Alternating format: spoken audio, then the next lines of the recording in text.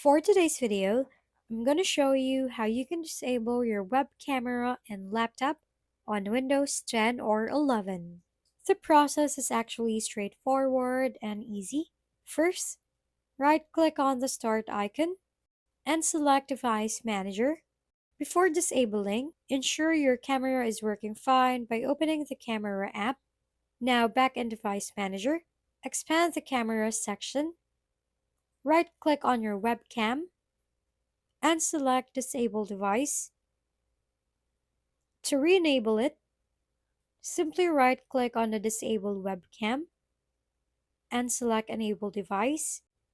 Now, if you try to use the camera, you will see that it is disabled. And that's it. You've successfully managed your webcam on Windows 11 or 10. Thank you for watching.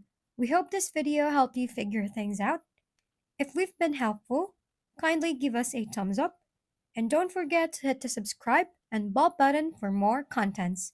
For any questions and suggestions, comment down below.